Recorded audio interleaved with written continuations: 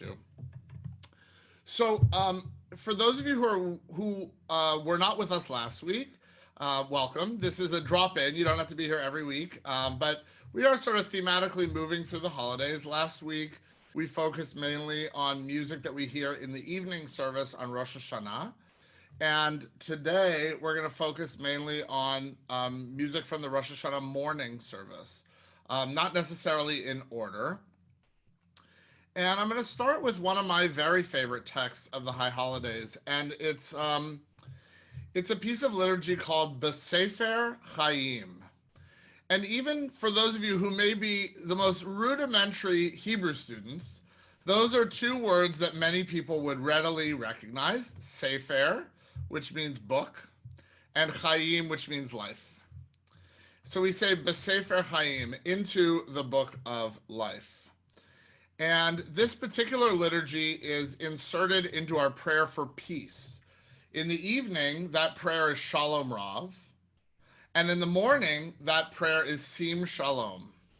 So whether it's Shalom Rav or Sim Shalom, and you can tell because both of those prayers have the word Shalom in them, those are our prayers for peace. On Rosh Hashanah and Yom Kippur, as I mentioned last time, there are often little insertions, things to take those prayers that we might say every day and make them really special and unique for the holiday. So I'll read you a translation before I sing this. This says, "Into the book of life, let us and the whole family of Israel be remembered and inscribed."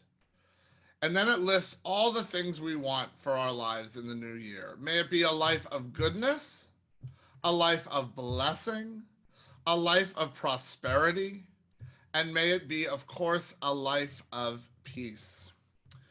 This setting is by a colleague of mine. Her name is Natalie Young. She is a cantor in Southern California, and this is a favorite particular setting, though we'll hear at least one other setting today of the same text.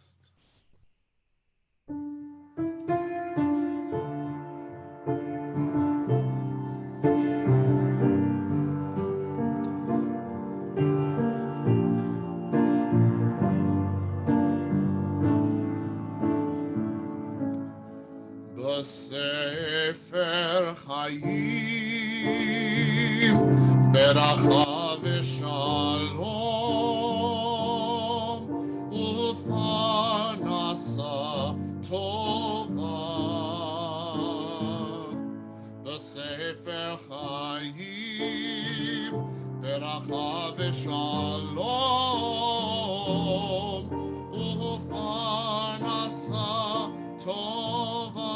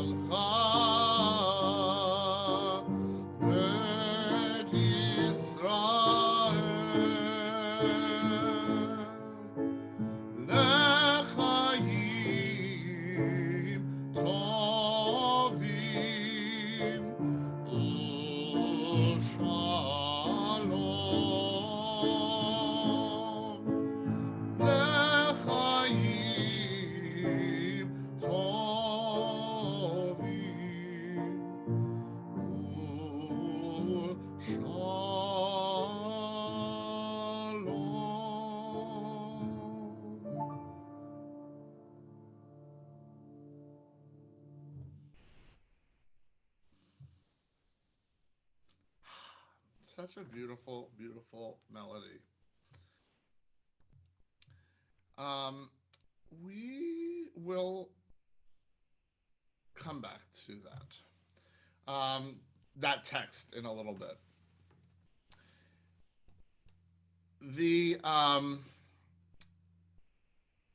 when we think about Rosh Hashanah morning, there are a few things that make that service a little bit different than the evening. But the most unique thing about the Rosh Hashanah morning service is,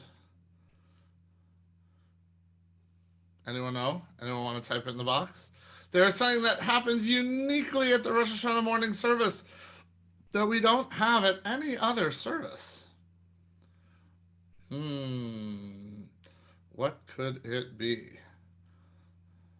I know it only happens once a year. The answer, because I don't see it, you're hungry. Well, you're more hungry on Yom Kippur, I think, than you are on Rosh Hashanah, which is the shofar service. The time that we hear the shofar is uniquely on Rosh Hashanah morning.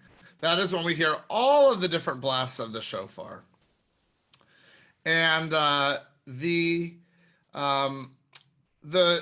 shofar service is usually divided into 3 sections. And they have to do with 3 of the main themes of the holiday. One is, the first is called Malchuyot, sovereignty.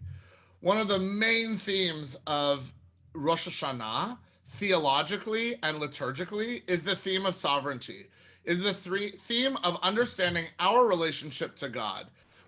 Only when we can understand that there is somewhat of a hierarchical relationship, though also sometimes an even relationship with God, our understanding of God as sovereign, can we then be poised to ask for forgiveness. So we set this time, and often when people describe the music of the holidays and all, often they'll use words like majestic, grandeur, things that we might associate with sovereignty.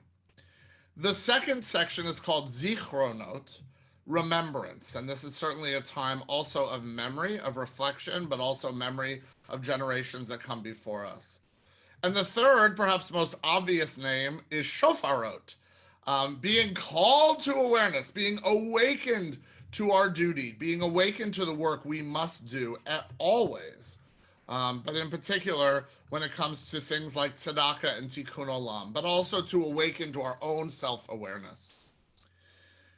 The Malchuyot section, this section of majesty, begins with a prayer that's very familiar to us, but a melody that is not. The words are Aleinu l'shabeach, and we know that because we end every single service with it. Aleinu l'shabeach la'adon ha'kol la'atei kirula le'otzeh breshit. That should be very familiar to you. It's probably the most universal melody that we use. But on Rosh Hashanah, we take a moment, and in Malchuyot, we actually are doing traditionally a reenactment of the priestly ritual. Now, it was once a year on the high holidays that the priests in the temple went into what was called the Holy of Holies. I'm sure many of you have heard of that. It was a very, very sacred place, and it was actually the only time of year that God's name was pronounced. But sadly, we don't know how it was pronounced because none of us were there.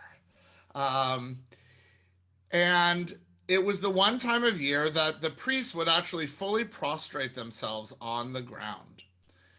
And this melody was adopted, and it has come to be known as the Great Aleinu, or in Hebrew, Aleinu Hagadol, the Great Aleinu. Why? Because it was such a ritual of majesty, of greatness, of drama, to see the priests fully prostrate themselves, fully face down on the ground. This melody that we'll hear is categorized as a melody that we call Mi Sinai. Now, you probably can figure out what Sinai is, Sinai. Mi Sinai means from Sinai. And it's a melody that has been with us as a Jewish people for so long that we jokingly say, we must have received this melody from Sinai. It must have been, we can't possibly trace where this melody came from. It must have come down with the Torah. And we have several melodies like that. Kol Nidre is also a Mi Sinai melody. But the reality is, not to burst anyone's bubble, but these Mi Sinai tunes actually probably dated to the 13th and 14th centuries, which still means they've been with us a very, very long time. So I'm going to sing a little bit of this Great Aleinu, and you'll hear that it has much more grandeur than our regular Aleinu l'shabeach ladon hakol. I mean, that Aleinu is almost all just sung on one note. Da da da da da da da da da da da, and then we do it again. Da da da da da da da da. You'll hear this one has much more range and grandeur, and you may recognize this melody. Aleinu l'shabeach ladon hakol latet gedula leyotzer bereshit shelo asanu kegoye haratzot velo samanu kemishbechot ha'adama shelo sam chelkenu kahem vegoralenu kechol hamonam va'anachnu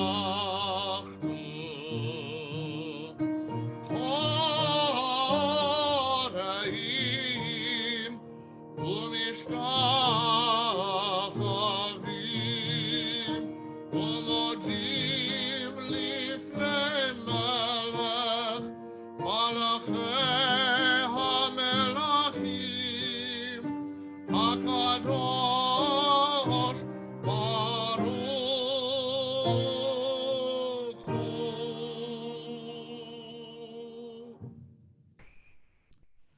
So grandeur, majesty. And what's interesting is we hear this outline of this chord. And for those of you, maybe even who just have a basic musical knowledge, it outlines what we call a major triad. Nice major chord. It's very, very happy. It's very royal. It's very regal. It kind of picks us up. But you may remember that in the evening service, we actually outline the minor triad. And you'll even hear us sing very often, Amen.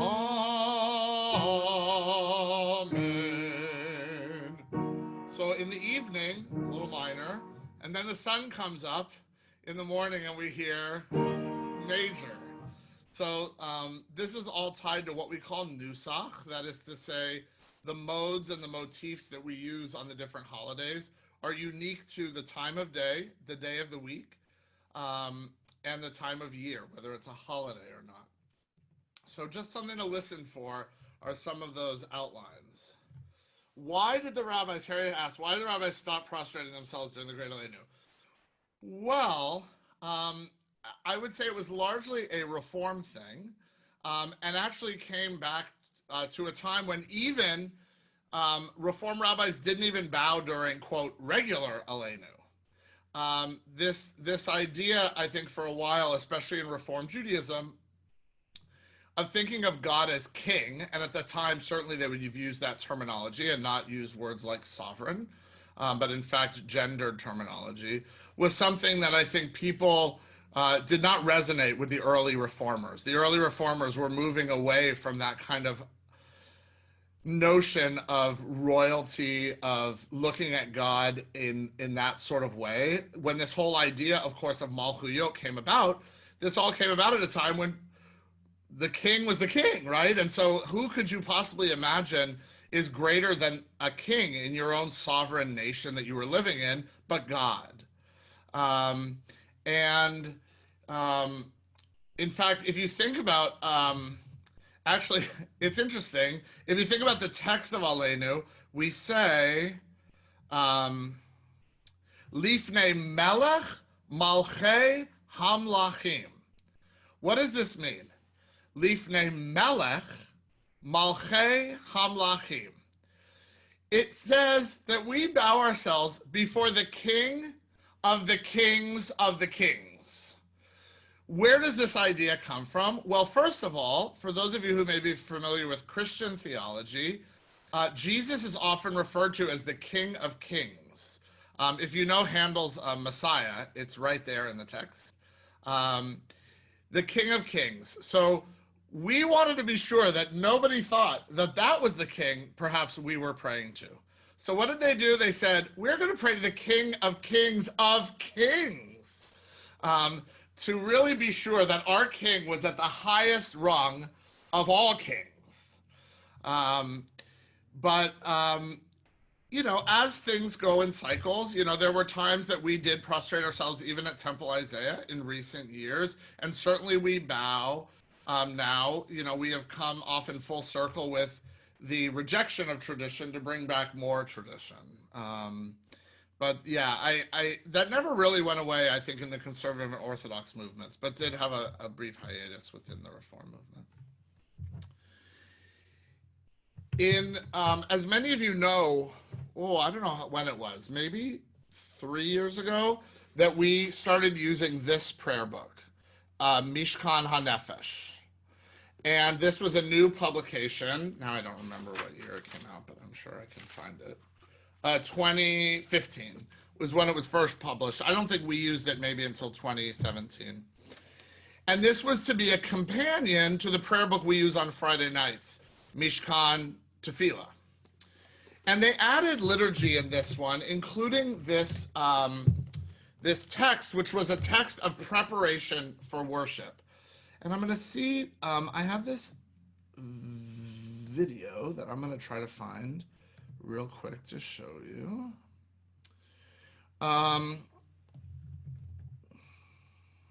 Great. So, many of you may know that in my free time, one of my important things that I do professionally is that I head up the publication committee for Transcontinental Music, which is the largest publisher of Jewish music in the world, and is an arm of the Reform movement, of part of the American Conference of Cantors. So I love doing this work, but one of my favorite things about doing this work is I often am one of the first people to get my hands on new music that's being written. And just last month, we published a brand new anthology of high holiday music. And I'm going to share one of the pieces from it that is a setting of this text, which I'll read you a translation. So this text is the first text of the morning service, and it says, "Here I am, ready to take upon myself the sacred charge of my Creator, to love your neighbor as yourself." So this is part of those opening readings right there, also with like Modeh Ani that many of you know, as a way of preparing ourselves. I'm now about to step into worship. This particular setting that I'm going to try to share with you is written by a cantorial student at the Hebrew Union College. Her name is Becky Mann. So it's exciting to see some of the future of the cantorate. She's a third-year student, so she soon will be serving a congregation. And she wrote this particular setting and recorded it with two cantorial classmates of hers. So I'd rather you hear her sing it, since she wrote it, than having to listen to me sing it. So let me see if I can cue that up.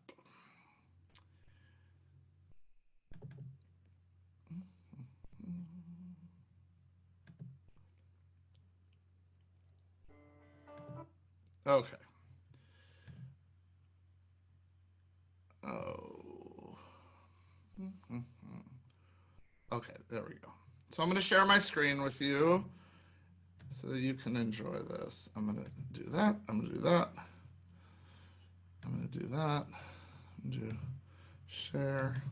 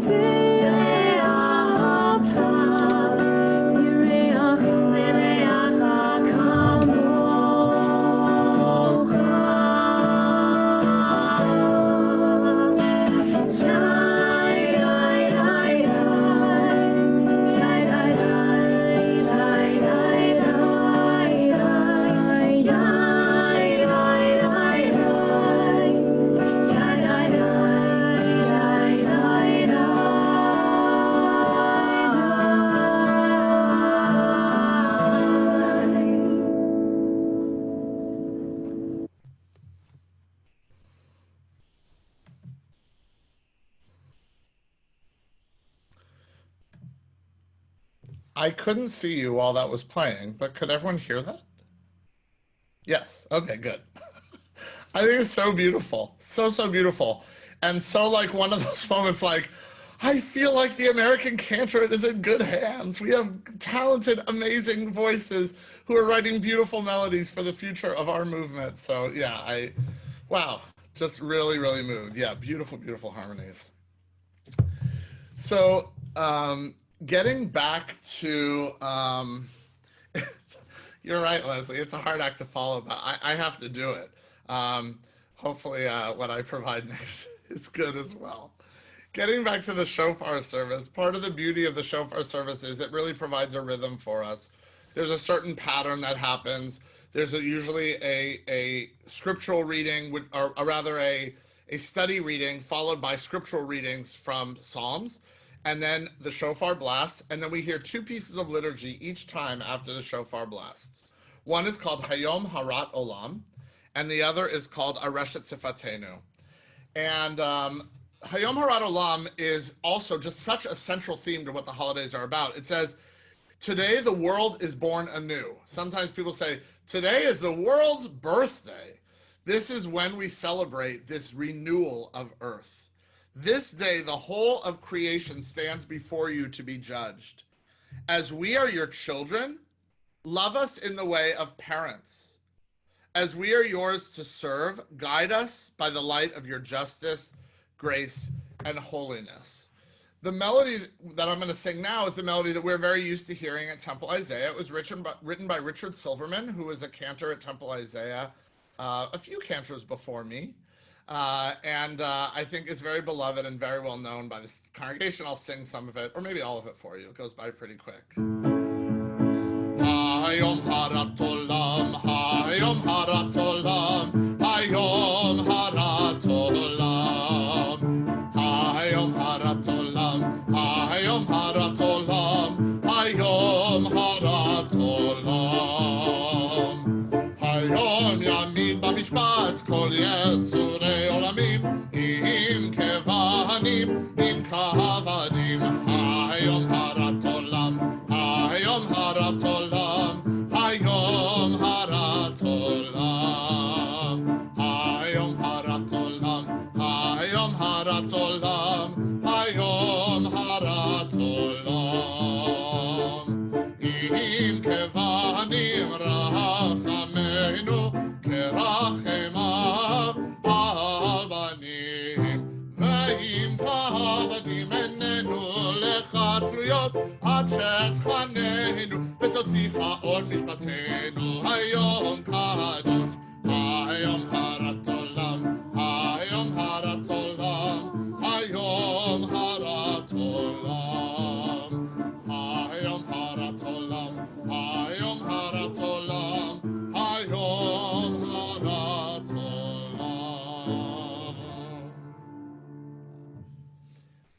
You can tell that melody is written sort of in a folk Jewish style, but I want to share with you a new setting that we are just publishing now of that same text, which also has a little bit of that traditional feel, but a little more syncopation. I would say a little more what I might call even like a neo-Hasidic feel to it. And it goes like this. This is by a singer-songwriter, Josh Warshawski.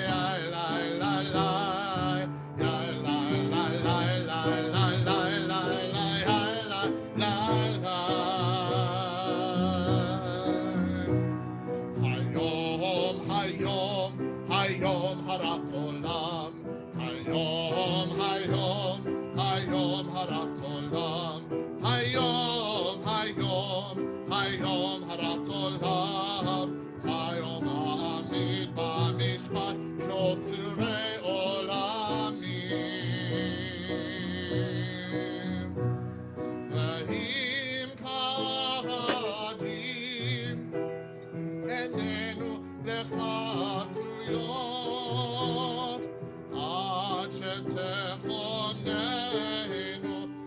הוציא האור משפטנו היום קדוש.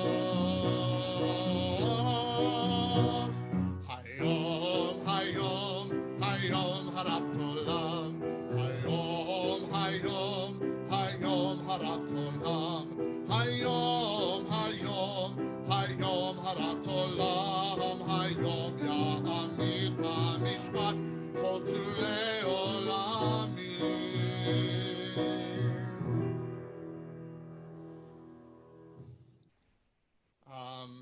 Yeah, I love that rhythm. I feel like it has a nice drive to it and also has that very celebratory feel to it. Even though it's in a minor key, it still has this very up and celebratory vibe to it.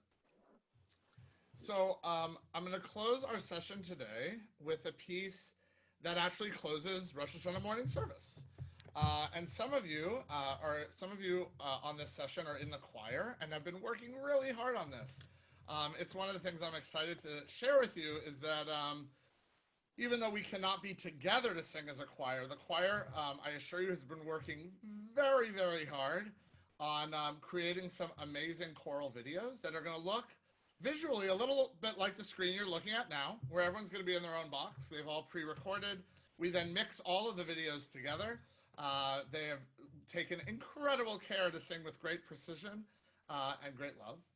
And we will get to experience the choir at all of our services on the holidays with some of these recordings. So we're really excited about that. It's a brand new venture for me and a brand new venture for our choir. But as we speak right now, they're working on this particular piece, but we're going to close with it today. This is called Hayom Te'amseinu. It is a litany of blessings at the end of the holidays, at the end of Rosh Hashanah, rather. And this tells us, may we be strengthened, may we be blessed, may we be given great life, may we be granted goodness, inscribed for life in, and we pray that our words are heard and that our prayers are received with love. This is Hayom Te'amseinu. Also familiar, we've done it for a few years now. It has a rousing refrain of Amen. So if you want to sing along, feel free, provided that you're muted. And we'll go from there.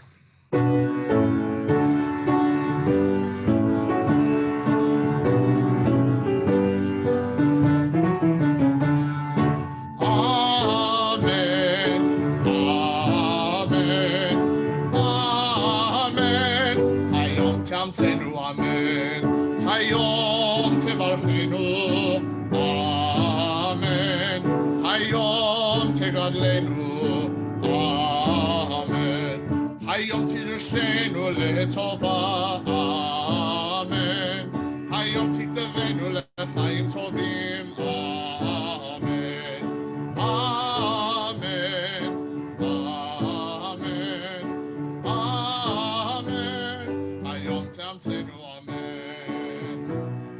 Hayom tishma shavatenu, amen. Hayom titnachenu b'min tzidkacha, amen. Amen. Amen. Amen. Hayom Te'amseinu, amen. Oh, amen. Amen. Amen.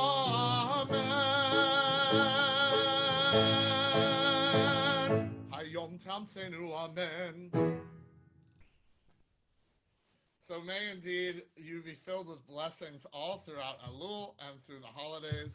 And thank you for joining us. And I look forward to sharing more music with you next week. So I'm going to unmute you now.